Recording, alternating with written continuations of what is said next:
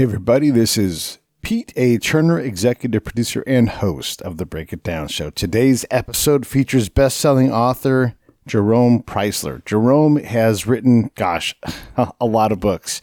I love his book, First to Jump, about the Nasty 13. You know, the movie Dirty Dozen?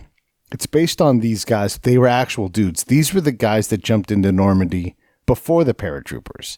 So keep this in mind. They jump in hours before the full, like these are the first guys in. These are the actual first dudes. These are all suicide missions. They wanted to get after it so bad that they would take any kind of mission. And these were all one-way missions, and they jumped in a bunch of times. And we talked specifically about their mission to jump into the Battle of Bastogne. The Battle of Bastogne just passed its 75th anniversary, and guys like Jake McNeice, who's sort of the leader of this, Nasty 13, this group of paratroopers, he was absolutely determined to help get that unit saved that was being encircled by Germans. And if not for his effort and efforts of a lot of other people, but this guy was so resolute, so stalwart. You're not going to believe the story of Jake McNeice and what he does at Bastogne to change the tide, at least in terms of getting provisions. Because this is what these guys do. They jump in, they mark the site where the provisions can be dropped in, and now an army that's encircled and out of ammo, out of medical supplies, out of food, all these things, now it can provision itself and wait for help, which is coming in the form of General Patton. So that's what they did. And it's a miracle that those guys were able to jump in, but they did. So listen to that story. Jerome also writes for, get this, he writes for Tom Clancy, who's obviously passed on, but he still has his Net Force series of books. And so Jerome said, hey, let me reboot that, put it into a modern context, because the books from 20 years ago, they don't relate to what's going on now. And the Clancy family said yes. And so if you're into the Net Force books, they're all new. There's going to be a ton of them coming out. And Jerome is a top-notch author. You're going to love that. I'll be really quick with everything else. Support the show like you've been doing. Just keep on doing it. If you're new to the show, we have all kinds of fantastic episodes. We have authors, PhDs, warriors, athletes from the championship level, members of halls of fame, musicians, all kinds of things, and tons of great new shows coming up 5 days a week. 5 days a week. I'm going to put a show out, and you're going to get something you like. Hey, and also, as always, I ask you to support Save the Brave. Just a small donation each month. It comes straight out of your PayPal account. It can be small. It can be $5, $10, $15, whatever it is. It doesn't have to be big. Just go to savethebrave.org. And that's how you do it. Look for big things coming up from Save the Brave as we continue to grow. We see you that are helping, and we thank you so much. Talk to me at Pete A. Turner, or heck, send me an email, pete@breakitdownshow.com. All right, here comes Jerome Preisler. Lions Rock Productions. This is Jay Moore. This is Greg Proops. This is Jordan Harbinger. This is Dexter from The Offspring. This is Nathan This is East. Sebastian Younger. This is Rick Marotta. This is Stuart Copeland. This is Mick Gillette. This is Andy Summers. Hey, this is Skunk Baxter. This is Gabby Reese. This is Rob Bell. Hey, this is John Leon Guerrero. Hey, and this is Pete A. Turner. Hi, this is Jerome Preisler, author of Net Force Dark Web, and I'm on the Break It Down show. This is pretty cool. I was just telling Jerome that he was episode number 22. So it's been almost exactly 600 episodes published since you were last on, and you for sure will go up sometime, deeper into the 600. That's too long of a gap, man. You've been doing some incredible things. I don't want to get into that, but can we just for a few minutes talk a little bit about your book that got you on the show last time? It's called First to Jump, and it was about the Pathfinders at World War II. These were the guys who jumped before the guys who jumped. So the paratroopers are guided in by guys called Pathfinders, and they made sort of a movie about these guys called The Dirty Dozen. But in reality, Jerome wrote the book about the actual guys who were absolutely crazy enough to go on these suicide missions over and over again. And right now, 75 years ago, the Battle of Bulge was going on, and they jumped into that crazy fight. Let's talk about that.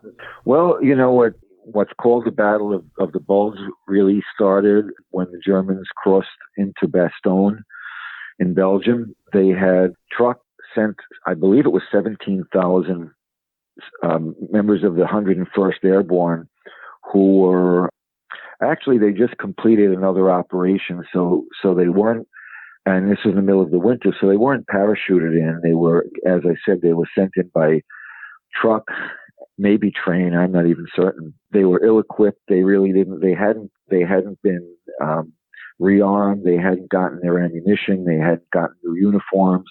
They had holes in their boots. They didn't have blankets. There they were, sent in to defend Bastogne against this German push that nobody anticipated. They rather quickly found themselves circled by tens of thousands of German troops, artillery, guns, tanks.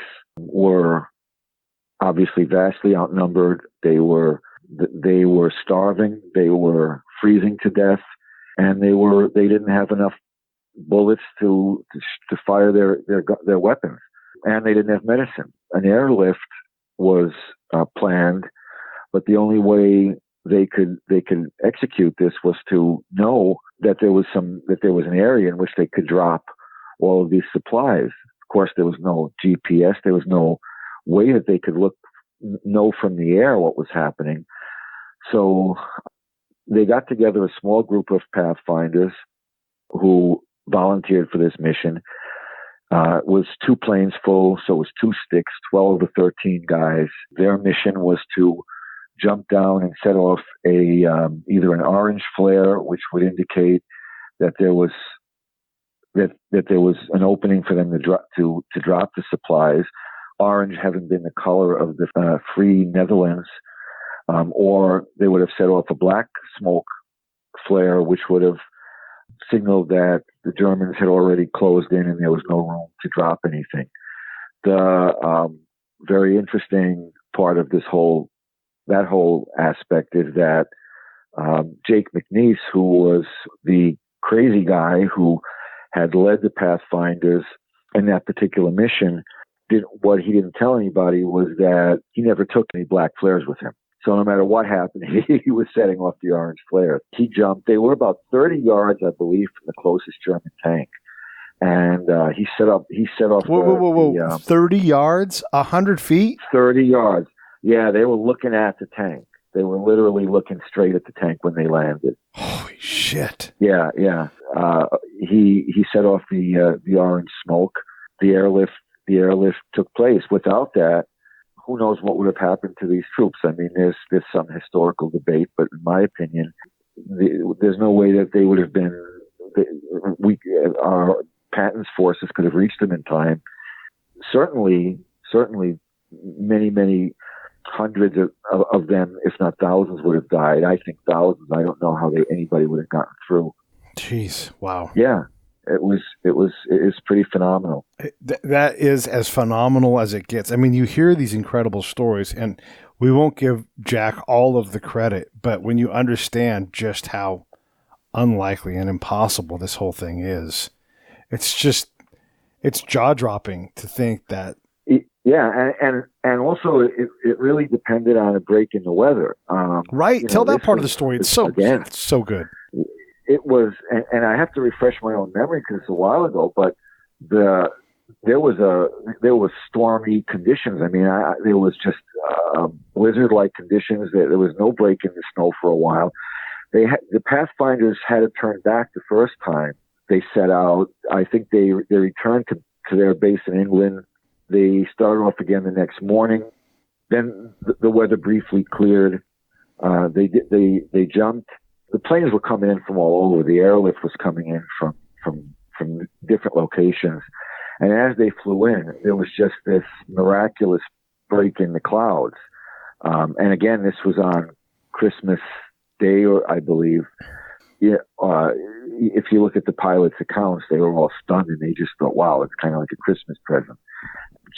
It just cleared long enough for them to make their passes and save the day in heroic fashion. If I remember correctly, they tried on Christmas Eve, but the weather wouldn't allow. There was no break. Exactly. And then Jack McNeice and those guys were like, you'll put us back in the plane. You'll keep going back and forth. We're going, and they insist, if I remember the book correctly, they insisted on constant effort to take him in. Yeah. Jake insisted he wasn't canceling it. So he wasn't calling the mission for anything. One thing, too, I think is worth talking about is one of the guys I wrote about in the book was actually an artilleryman. He was an officer, so he had been staying with some farmers. He and some other officers had unlike the grunts, they at least had a warm place to stay, and they were billeting in a farmhouse with a family just outside Bastogne. They got the call that the airlift was on, so they jumped into jeeps and they drove into town. I spoke to a 90-something-year-old Red Andrews, who gave me a first-hand account of what it was like from the ground. This was about 3 years ago. It was actually after I'd written the book that I talked to him, and he said to me, it was the most heroic thing he'd ever seen, because putting aside the Pathfinders for one moment, the guys in the C-47s that were dropping supplies, they were unarmed. Those planes were flying in. They had light they couldn't put the extra weight on because they needed to use every last bit of possible carry weight for the freight that they were dropping. So these guys were coming in, taking German fire as they dove. In some cases, they were just hanging out of the planes while the planes were burning, while the planes were going down, and still dropping their supplies, and knowing that they weren't going to make it. And Red's words to me were, quite simply, it was the most heroic thing I'd ever seen in my life. So I mention that because in terms of the entire airlift, of course, what the Pathfinders did was insanely heroic, but I don't want the efforts of those pilots to go unheralded, because they were equally bold. It was pretty phenomenal, obviously. Yeah. I almost feel like I need to tell the whole story again with you, because it is so impossible. So when someone like Jack McNeice is his name, right? That was Jake McNeice. Jake McNeice. So he is so determined when he does this impossible thing that he doesn't even take the safety smoke grenade. He just takes the go signal. He tells his commanding officer, and he tells, I think, even the pilot, that he's got the orange smoke and the black smoke, but he never even took the black smoke. So no matter what, he was going through with the mission. Right. It was happening. It was happening as far as he was concerned, anyway. But I mean, when that happens, like that kind of determination, that leads to, and I'm not going to give Jake all of the credit, but that leads to other men saying, I'll be damned. If Jake is going to go do that, right, I'll be damned if I'm going to come up short, Exactly. And that's why his guys would follow him anywhere. In fact, I'm trying to think back. Most of the guys that jumped with him had actually been part of a demolition outfit that he was that he commanded at Normandy. He was not a Pathfinder in that operation. And then, he was always getting into trouble, and all these guys were. I mean, they were a rowdy lot, let's put it that way. And so it was kind of like in and out of the brig, and then, their COs were trying to figure out ways to get rid of them. So, Jake, being the biggest troublemaker, they said to him, "Do you want to volunteer for this Pathfinder mission?" And it wasn't even, I don't think they had Bastogne in mind at that point. It was just, "Do you want to volunteer for the Pathfinders?" And basically, he said, "Well, yeah, why not? It'll get me out of camp," which bored the hell out of him. He marched in from the CO's office and walked into his tent and starts packing his bags. And all these other guys like, "Well, where are you going?" He goes, "Well, it's got this Pathfinder thing. I'm heading off," and they all start packing their bags too. I'm going. Now these were guys who had, who had been in Normandy with him, and they would follow him through hell. So all of them, I forget exactly how many there were that were part of the demo unit, but 6 or 7 of them at least, ended up volunteering for the Pathfinders with him. And that was the kind of guy he was. And that's and also the kind of guys they were, they were all as crazy as he were, but, or at least close, let's say. I don't think you could be as crazy as Jake, but they were close. Yeah. Yeah. And then you talked about the pilots and again, these men that were just, they would rather be damned, like they really would rather go to hell than to come up wanting in this fight. And so there's a guy like Joel Crouch, who was I was reading the story you sent me. He was a United pilot, like talk about having it made before the war. He's a United pilot flying people between LA and Seattle in the 30s. And so all he can do is go up and up and up and run, and be successful. But here he is, just a badass, and I'll say the word combat pilot, willing to go do anything to get his guys to where they had to go. It's remarkable. And, most of these guys, that's where they got them from. They got them from the private airlines when the war broke out, because these were the most skilled pilots. They had a lot of years flying under their belts. They were seasoned. So these were the guys that they called upon.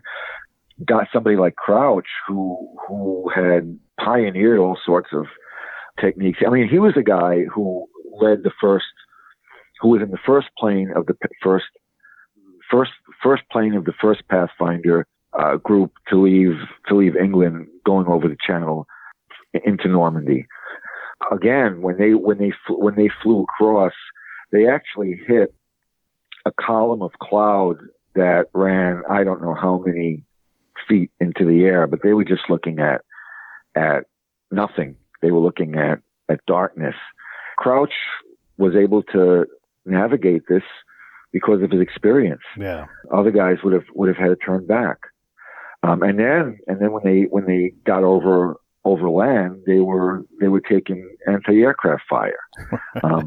So it wasn't as if, when they got through oblivion into any, an improved status. They were just getting deeper and deeper into hell.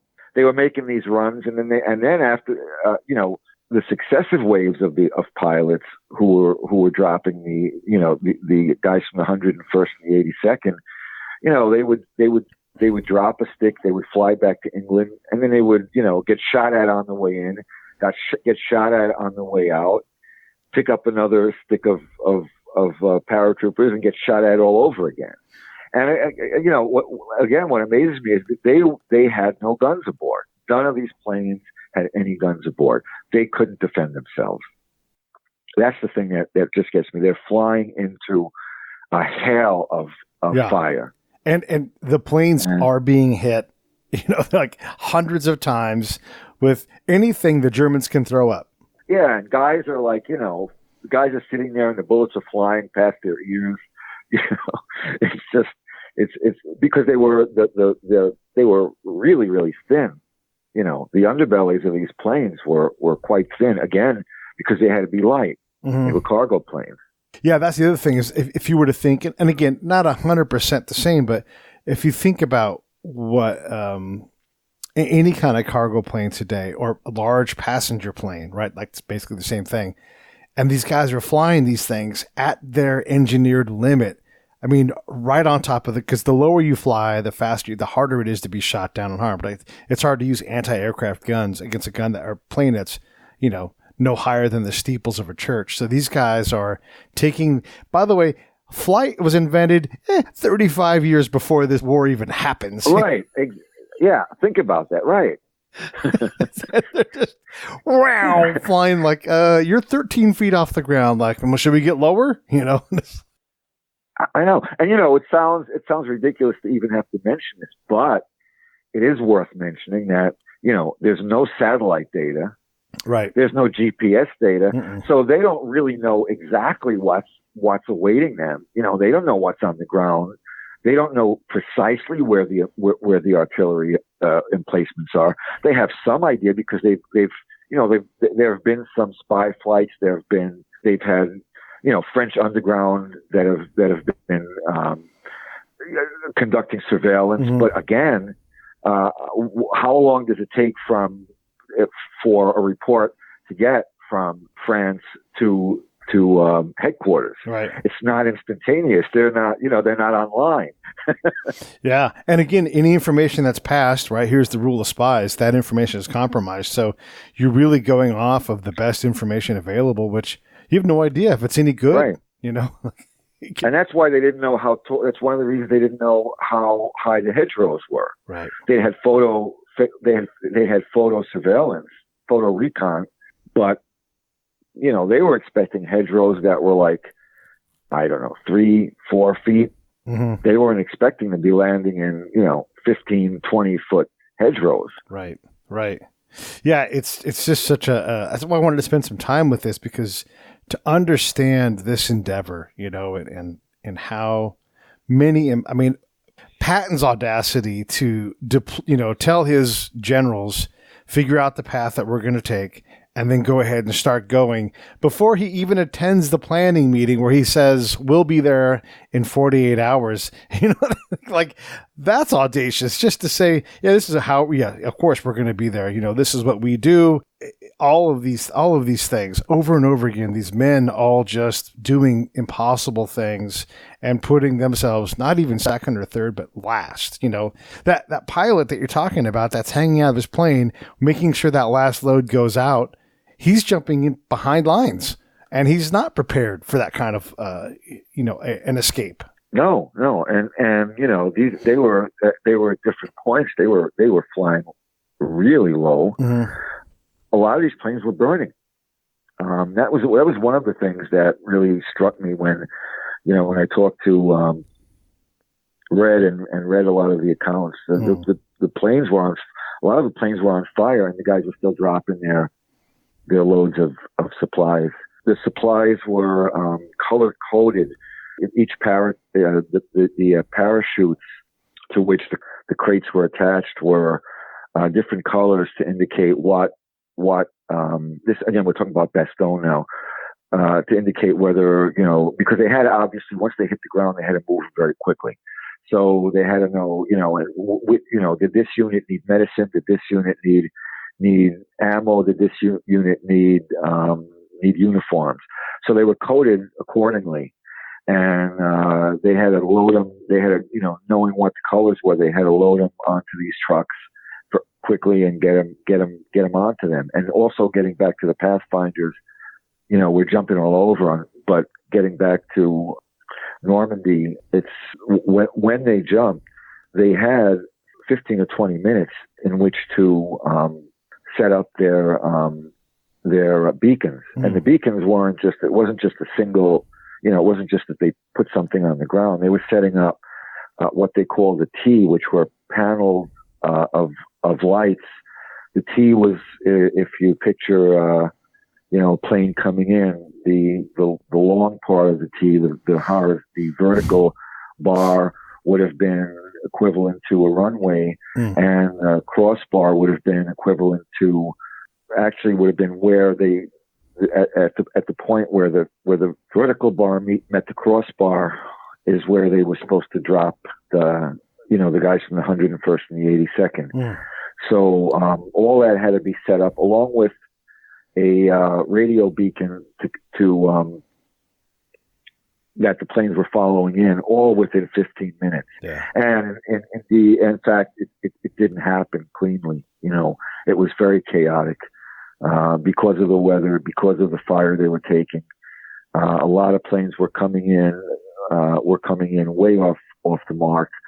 A lot of the Pathfinders were scattered far from where they were supposed to jump, and they were really assembling. They were assembling based on using their compasses, trying to figure out where they were. It was pretty incredible that they were able to pull it off. Yeah, I'll say it is pretty incredible that they were able to pull it off. Understatement of the year. Because again, like in the case of Normandy, these guys are turning the lights on for the paratroopers to be the tip of the spear. And, they're there. Right.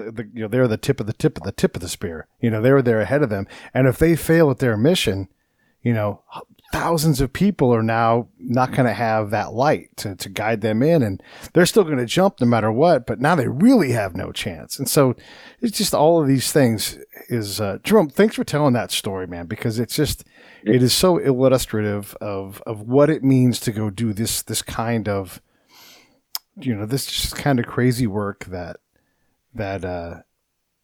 if we were to do all of it again, quite likely doesn't work out. Bastogne goes to the Germans, and the war changes. It sounds so cliche to say it, but what these men accomplished, and trying to kind of as I do as a writer, trying to put oneself in their shoes. This was not, these were citizen soldiers. These were guys who were drafted out of ordinary life. They didn't have, months and months to train. They didn't have the kind of equipment that guys do now. Not in any way, and I'm certainly not, in any way, disparaging what soldiers now do. I don't in any way mean to suggest that, but I'm just saying that these were men who grew up in a very simple time as compared to now, and were really pulled out of lives that were so for from any kind of combat experience, and for them to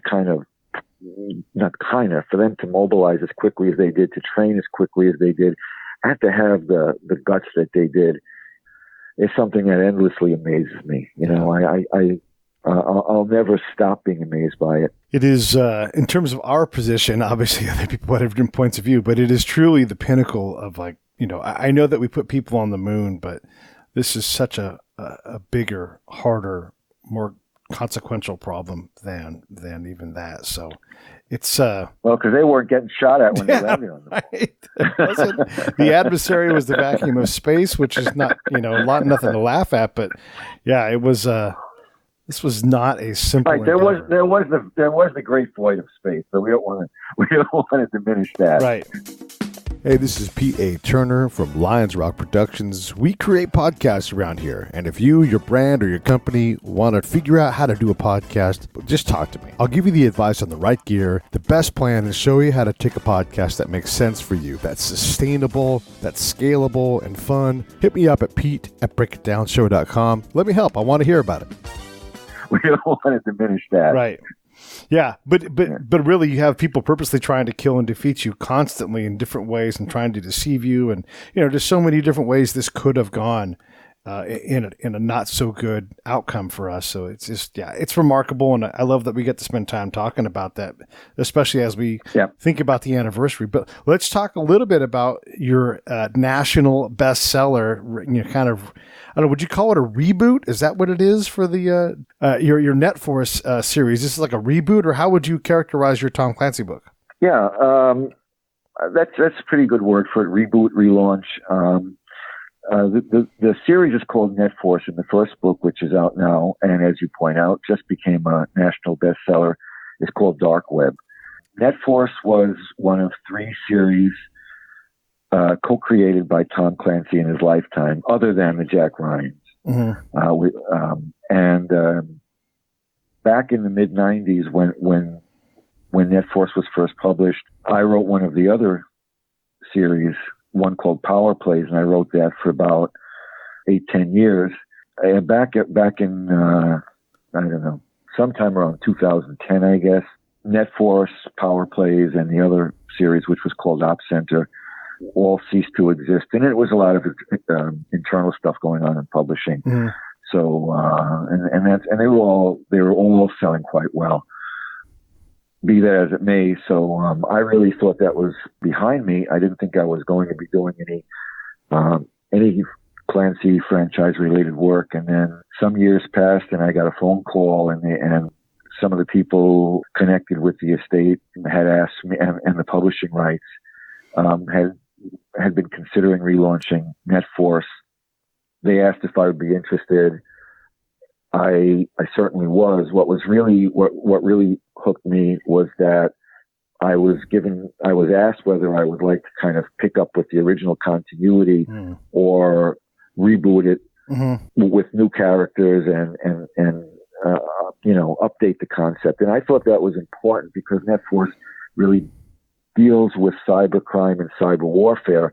And if you go back to when the series was originally created in the 90s, our view of what the internet would be like and what virtual reality would be like is obviously the reality of how things turned out is very different, than what might have been anticipated back in 1998. It's not the same as, you can pick up in continuity if let's say you're dealing with another character in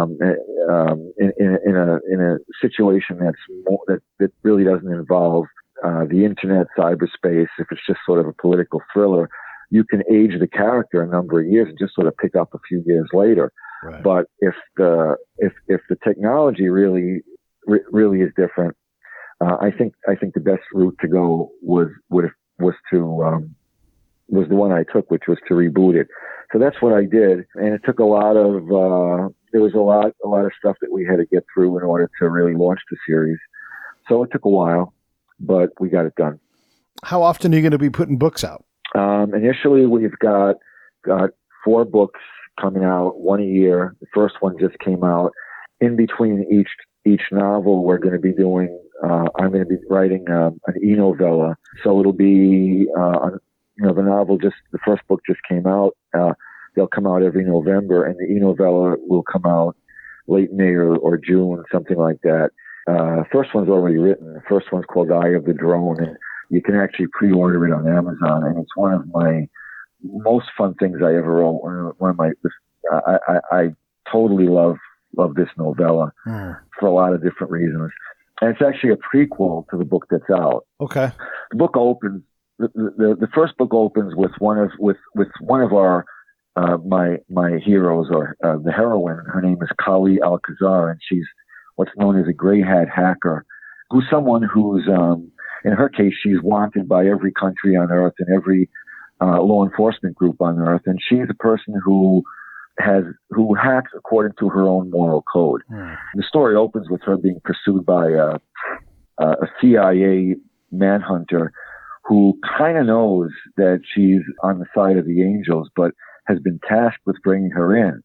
He doesn't want to see her behind bars because he knows she can be a powerful asset.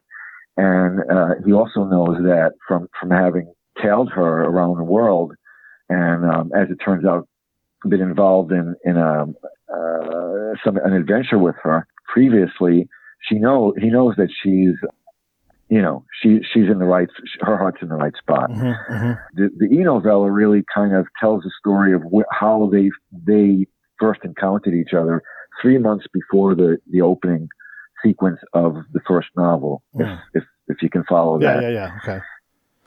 So, what a remarkable thing, man, to be able to do this and take this story and bring it to where it's at now. It's so neat. Are you writing these solo? And then how do you get your guidance on what is what's cool to do in terms of, no, we're not going to let you do that. Because it's not your franchise. I mean, this is someone else's baby, So how does that work logistically?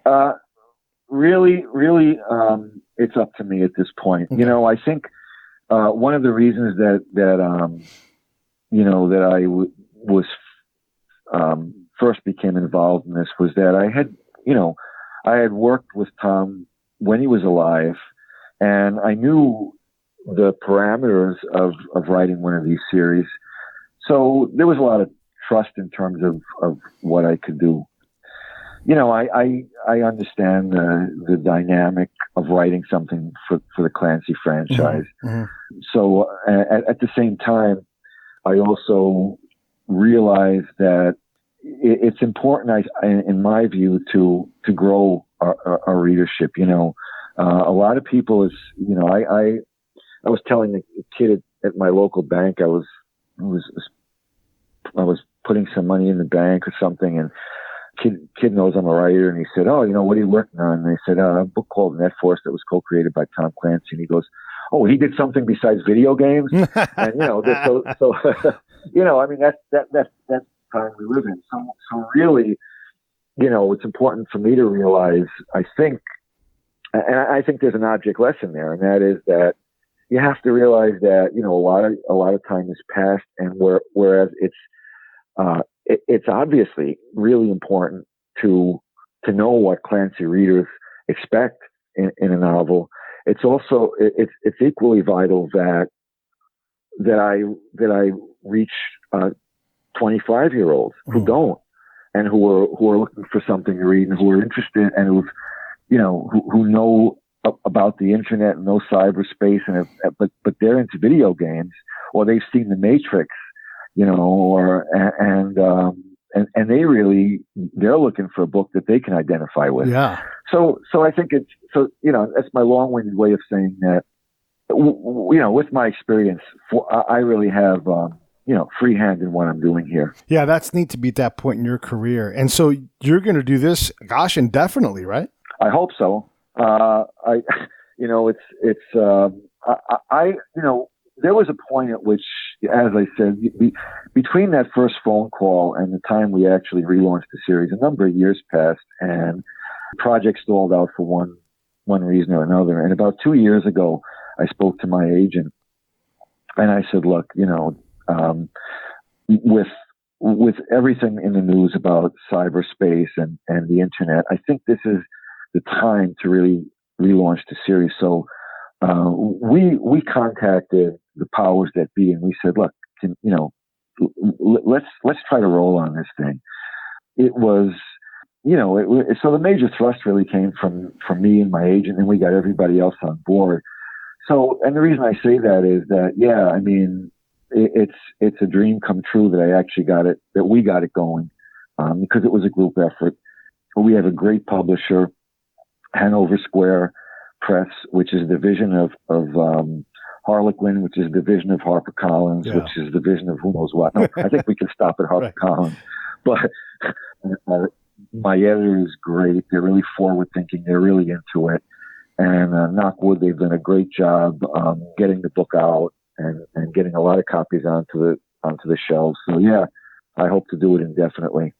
I think one thing about the novel, if I can blab on, please, is that there were a couple of goalposts that I set for myself. Mm-hmm. And one was, I knew that there have been, at this point, people are hip to hacking and cybercrime or cyber terrorism.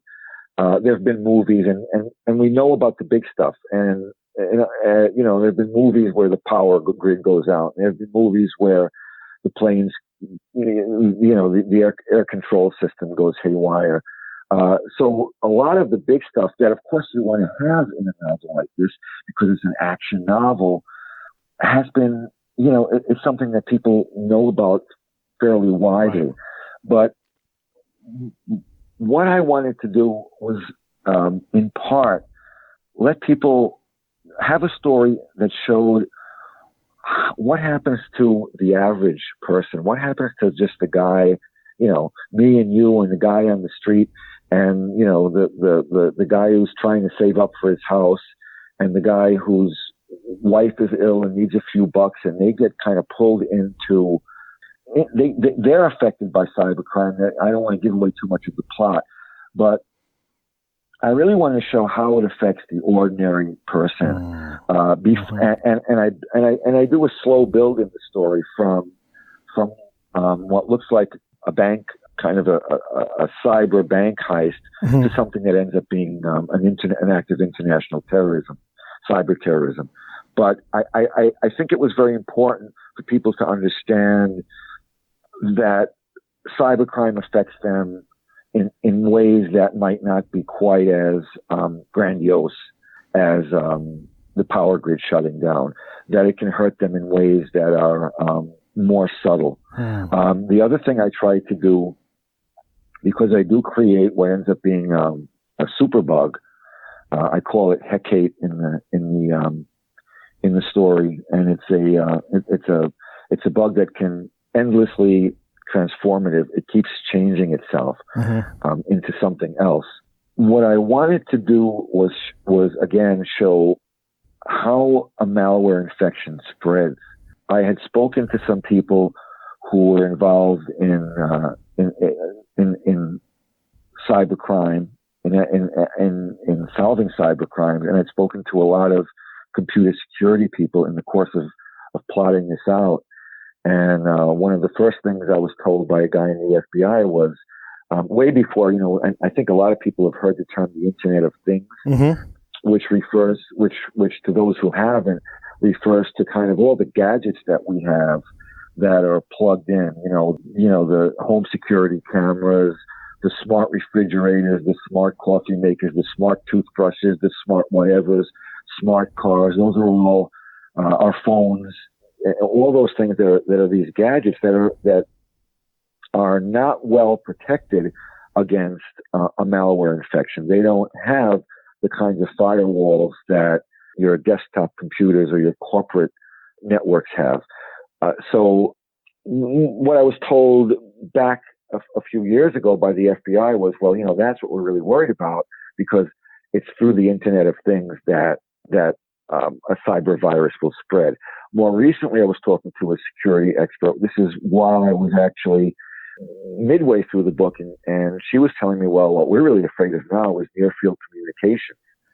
And what that is, of course, is, we all have our phones that we, you can now wave in front of the scanner so you don't have to use your credit card, and you go to the gas station and you use your phone. And when we go to concerts, we don't have physical tickets anymore. We use our phones, and that's all near-field communication. Right. And again, the problem with that is they're very vulnerable. Yeah. How do you lock that down? Yeah. If you look at it in terms of, look at how a biological bug spreads. Look if you've got the flu, and you've got a guy and he's sneezing his head off, and he walks onto the subway in New York, and he gets onto a crowded train. He's sneezing, and all those people on the train are getting infected.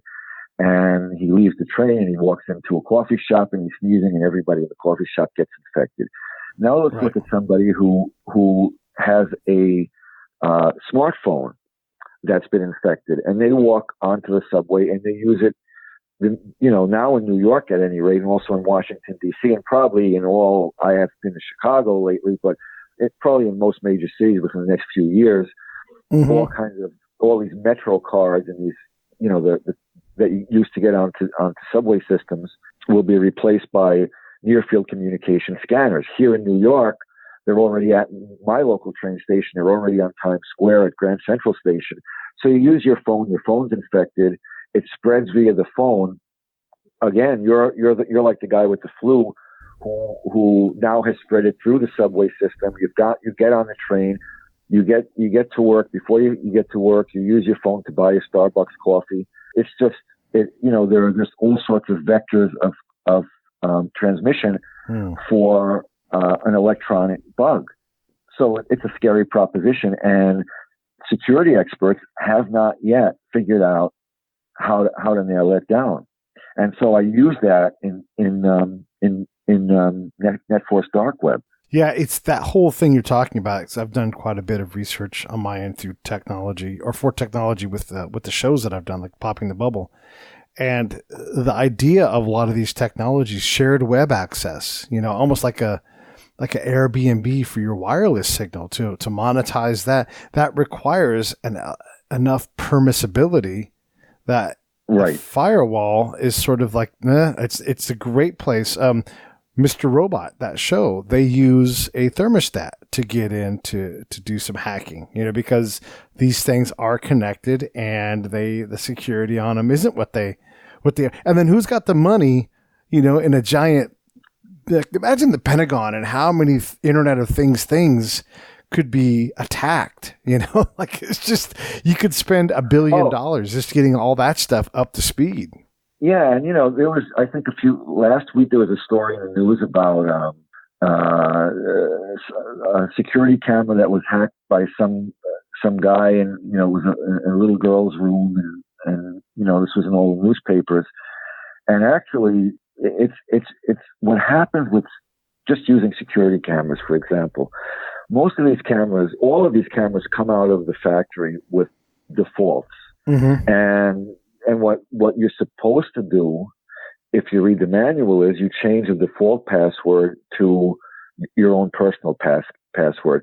But nobody bothers to do it because nobody reads the manual, and they hook the cameras up. So anybody who wants to hack into these cameras can just go on to some online database where all of the factory defaults are listed. It's not a great feat, it's not some evil genius who's doing it. It just takes somebody to actually, get on one of these databases and look up what X brand's default passwords are, and then just start trying them. It goes, and with Internet of Things stuff, you can just sort of apply that across the board. So yeah, I mean, it's frightening. And it was another thing. There is another aspect too, and that is just kind of pulling back from the threat of cybercrime or cyber terrorism, and looking at the internet itself. I think I thought it was important in looking at an overview for this series to consider what in fact does the internet mean? What is it evolving into? Mm-hmm. What is the good part of it? What is the scary part of it? Mm-hmm. What would, since we're dealing with heroic fiction, what would our good guys, what would their view of the internet be? Would they all have, would all my heroes have a view that's coherent and consistent with one another's? And I'm getting maybe sound a little vague here, but because I'm dealing with, in NetForce, I'm dealing with an organization that's, in my series, it's actually a cabinet level organization on par with, say, Homeland Security. Mm-hmm. And it has different elements. It has a military element. It has a law enforcement element. It has research elements. It has forensic elements, and all of that. So there are very different people who are involved in the different parts of a group like this. There are guys who are FBI, recruited from the FBI, guys who are from the CIA, but they're also academics. And they're also, as in the case of, say, my character Kali, someone who's a hacker and who's approaching it a very different point of view than maybe some of the other people in the group. Yeah. And the reason I pull these different types of characters in is because there are very different visions of the internet and what it represents. And I think it's important that we consider many of them, or at least, if not all of them, because it's impossible to control it. So therefore, we have to consider what it is and how to at least manage different aspects of it. These problems, I mean, they absolutely are made for exactly what you're doing, because, you can try to have an ethical approach to these things, but unethical people will do unethical things to your ethical network. Like you put a lot of trust into these things, or just you don't think about how can this be attacked. There are so many angles. Hey, I wanted to ask you this question. One, I love the attitude of, hey, this has been on the shelf a while. It needs freshening up, and going and taking the bold step of saying, let me help your brand. Let me write these things. I'm the right guy for it. Because if you don't have that conversation, I don't know what the odds are, but I'm assuming no one's just waiting, like, and running up to Jerome's door to, hey, take over our franchise, even though you're qualified to do this. But I love that bold step. How did you get to that audacious moment and said, I'm going to do it? It was funny. It just sort of popped out at me. I guess what happened was I knew that I had some familiarity with the series, and it was a great series in its time. But I knew that the characters that were originally part of it wouldn't necessarily translate into modern characters. If I tried to do it, if I tried to take those characters and kind of say, okay, here's where they are now, mm-hmm. my instantaneous thought was it would feel dated. It wouldn't work. So I just threw it out there. I think it's better. I always think it's better too if you can work with characters of your own creation, because they obviously reflect, your sensibilities, yeah, and your view of what good heroes are, what good villains are, and I mean, it's even as I sit here and talk to you, it's when you're actually in it and you're writing it, and you think, wow. I sure hope people like these characters, because it suddenly occurs to you, it's like, well, what if they hate them all? Right. But, you kind of hope as when you've written a lot of books, and you kind of hope that if you like them, people will like them. If you like the story, people will like it. Because it's been said a lot by writers that you write to please yourself, but it's been said a lot because it's true. And just to sort of have a little fun, the two characters. And I won't say who they are because I want to surprise people, but the two, actually there are three characters that carried over from the original series. Oh, okay. Two of them, however, and I picked them for a reason. One was a really nice guy, and I made him a jerk. The other guy was kind of like just, a very conservative sort of character, and I made him, I made him quite the opposite of that. So I just figured I'd play with people's heads and turn the characters around. So they're totally different than they were.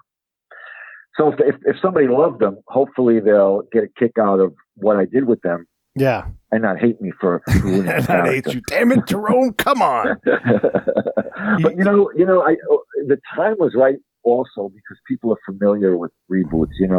People have seen X number of reboots of Spider-Man. What have there been? 3 or 4 X number of reboots of Batman.